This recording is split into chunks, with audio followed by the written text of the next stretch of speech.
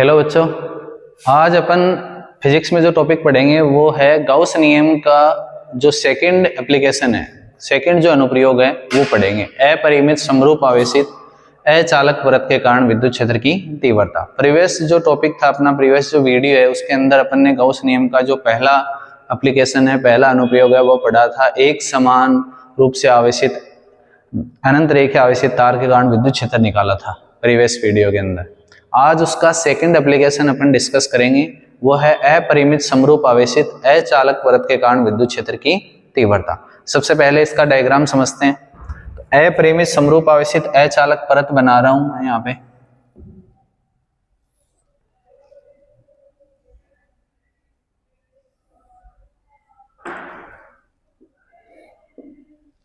अपरिमित है, इस पे चार्ज है वो यूनिफॉर्मली डिस्ट्रीब्यूटेड है, चार्ज यूनिफॉर्मली डिस्ट्रीब्यूट है इसके ऊपर।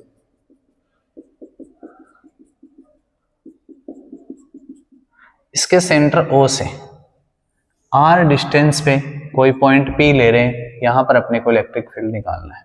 जहां पर इलेक्ट्रिक फील्ड निकालना होता है वहां पर अपन पॉइंट चार्ज को रख देते हैं, ठीक है।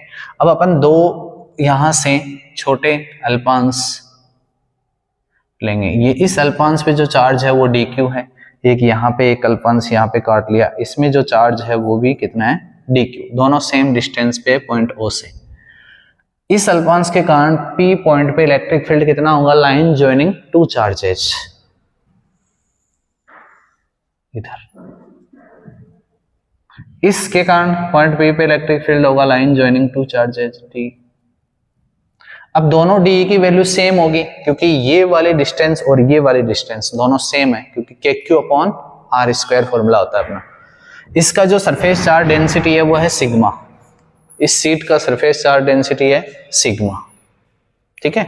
और यहां से पॉइंट P पे अपने को इलेक्ट्रिक फील्ड निकालना है, तो यहाँ पे D, यहाँ पे D। अब इलेक्ट्रिक फील्ड ये दोनों D और D की वैल्यू सेम होने की वजह से पॉइंट P पर जो इलेक्ट्रिक फील्ड है उसको अपन कंपोनेंट के अंदर ब्रेक कर देंगे। कंपोनेंट इसके बनाएंगे D के। कंपोनेंट बनाने के लिए मान लेते हैं ये अल्फा है तो ये भी अल्फा, ये हॉरिजॉन्टल कंपोनेंट और ये वर्टिकल कंपोनेंट आ जाएगा इसमें। यहाँ पे एक परपेंडिकुलर ड्रॉ कर देते हैं, एक परपेंडिकुलर यहाँ पे ड्रॉ कर देते हैं और ये बना देते हैं। अब ये एंगल अल्फा है तो ये भी अल्फा होगा, ये भी अल्फा और ये भी अल्फा और ये भी अल्फा। ये कंपोनेंट कितना आएगा, ये परपेंडिकुलर बनेगा, लंब बनेगा, लंब बराबर करंट साइन थीटा, तो ये आ जाएगा डी साइन अल्फा। सेम इसी तरीके से ये भी कितना आएगा, डी साइन अल्फा आ जाएगा। और इधर जो दो कंपोनेंट आएंगे वो आएंगे डी कॉस अल्फा और डी कॉस अल्फा। तो पॉइंट P पे जो इलेक्ट्रिक फील्ड होगा वो कौन से कंपोनेंट की वजह से होगा, कोस अल्फा कंपोनेंट, क्योंकि साइन अल्फा सेम जो मैग्नीट्यूड और अपोजिट डायरेक्शन में है तो ये दोनों एक दूसरे को कैंसिल कर देंगे, और कोस अल्फा जो कंपोनेंट है वो सेम डायरेक्शन में होने की वजह से दोनों ऐड हो जाएंगे यहाँ पे। तो पॉइंट P पे जो इलेक्ट्रिक फील्ड होगा वो कोस अल्फा कंपोनेंट की वजह से होगा।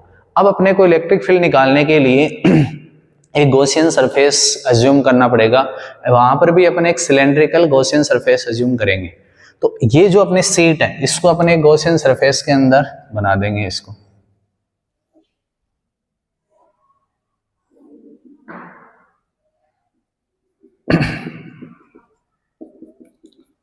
ये सीट है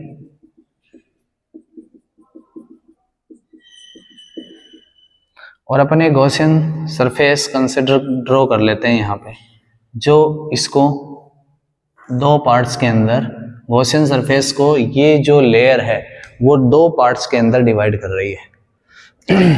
मान लेते हैं इधर वाला पार्ट है L, यहाँ से यहाँ तक, और ये वाला पार्ट भी कितना है L। L और L कितना हो गया, 2L हो गया अपना, ठीक है। ये अब इस गॉसियन सरफेस को तीन सरफेस से मिलकर बना मान सकते हैं। मान लेते हैं पहली सरफेस S1 है, दूसरी यहाँ पे इसका वक्र पृष्ठ S2 कंसिडर कर लेते हैं S2, तीसरी ये S3 कंसिडर कर लेते हैं, ठीक है। अब यहाँ पे इलेक्ट्रिक फील्ड की डायरेक्शन देखते हैं। पहले S1 इलेक्ट्रिक फील्ड होता है दूर जाता हुआ, तो इधर E वेक्टर, इसका एरिया वेक्टर भी किधर होगा, इधर ही होगा, क्योंकि जिधर से अपन देखते हैं, जैसे ये सिलेंड्रिकल अपना इस एरिया को इधर से देखेंगे तो डीए वेक्टर की डायरेक्शन इधर, एरिया जो वेक्टर है उसकी डायरेक्शन इधर, जिधर से अपन देखते हैं। यहाँ पर भी इलेक्ट्रिक फील्ड इधर होगा, इधर होगा, लेकिन एरिया वेक्टर की डायरेक्शन होगी ऊपर की तरफ, डीए वेक्टर। S3 पॉइंट की बात करूं तो इलेक्ट्रिक फील्ड होगा इधर और एरिया वेक्टर भी किधर होगा, इधर, दोनों सेम डायरेक्शन में होगा। तो यहाँ पे तो थीटा कितना बना 0, यहाँ पे थीटा कितना बना 90, यहाँ पे थीटा कितना बना 0। तो तीनों सरफेस के अंदर अगर अपन देखें टोटल जो फ्लक्स है वो कितना होगा, सरफेस S1 के लिए EDA cos 0 plus surface S2 के लिए EDA cos 90 प्लस S3 के लिए EDA cos 0।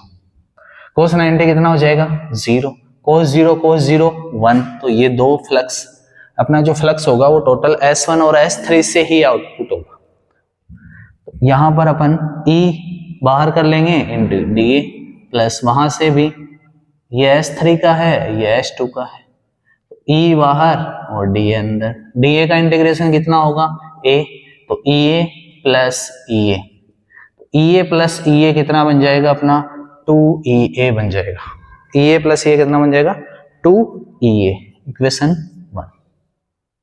अब अपन गॉस को अप्लाई करेंगे। यहाँ पे गॉस का नियम क्या कहता है कि फाई इक्वल टू होता है Q upon epsilon naught, phi equal to होता है Q upon epsilon naught. Since sigma surface charge density है जो हो जाएगी Q अपॉन ए, तो यहाँ पे Q की जगह क्या पुट कर सकते हैं अपन, सिग्मा ए यहाँ पुट कर दो, तो फाई इक्वल टू ये बन जाएगा sigma A upon epsilon not, equation 2। अब इक्वेशन 1 और इक्वेशन 2 को इक्वल पुट कर देंगे, तो फ्रॉम इक्वेशन 1 एंड इक्वेशन 2, तो ये बन जाएगा 2EA equal to sigma A upon epsilon not, A से ए कैंसिल, 2 इधर आ जाएगा, तो E इक्वल टू आ जाएगा सिग्मा अपॉन 2 एप्सिलॉन नॉट। तो अपरिमेय समरूप आवेशित अचालक परत के कारण जो विद्युत क्षेत्र आया वो आया E equal to sigma upon 2 epsilon naught. इस फॉर्मूले से ये प्रूफ हो रहा है कि अपरिमेय समरूप आवेशित अचालक परत के कारण जो विद्युत क्षेत्र होगा वो डिस्टेंस पे डिपेंड नहीं कर रहा। तो इस अचालक परत से चाहे कितने डिस्टेंस पे आप इलेक्ट्रिक फील्ड निकालेंगे वो कितना आएगा सिग्मा अपॉन 2 एप्सिलॉन नॉट। तो ये जो इलेक्ट्रिक फील्ड होगा वो सिग्मा पे डिपेंड करेगा। सिग्मा क्या है अपनी सरफेस चार्ज डेंसिटी, जितनी ज्यादा सरफेस चार्ज डेंसिटी होगी इलेक्ट्रिक फील्ड उतना ही ज्यादा होगा। और यहाँ पे जो सरफेस चार्ज डेंसिटी है सिग्मा, ये होता है Q upon A, charge per unit area. जितना ज्यादा एरिया जितना ज्यादा होगा सरफेस चार्ज डेंसिटी उतना ही कम, और एरिया जितना कम होगा सरफेस चार्ज डेंसिटी उतनी क्या होगी ज्यादा होगी। तो सिग्मा इक्वल टू होता है Q अपॉन A और E इक्वल टू आ गया अपना सिग्मा अपॉन 2 एप्सिलॉन नॉट। और अगर इसको अपन वेक्टर फॉर्म के अंदर लिखें, रिप्रेजेंट करें, तो ये बन जाएगा sigma upon 2 epsilon naught into n cap. और अगर ग्राफिकल रिप्रेजेंटेशन देखें इसका, ग्राफिकल रिप्रेजेंटेशन देखें इसका, तो ग्राफ के अंदर ये जो डिस्टेंस है उस पर डिपेंड नहीं कर रहा इलेक्ट्रिक फील्ड। तो r के साथ अगर देखें इसका तो वो कांस्टेंट चलेगा, कितना सिग्मा अपॉन 2 एप्सिलॉन नॉट। ये इसका ग्राफिकल रिप्रेजेंटेशन हो गया। तो आज अपना ये जो टॉपिक था अपरिमेय समरूप आवेशित अचालक परत के कारण विद्युत क्षेत्र की तीव्रता।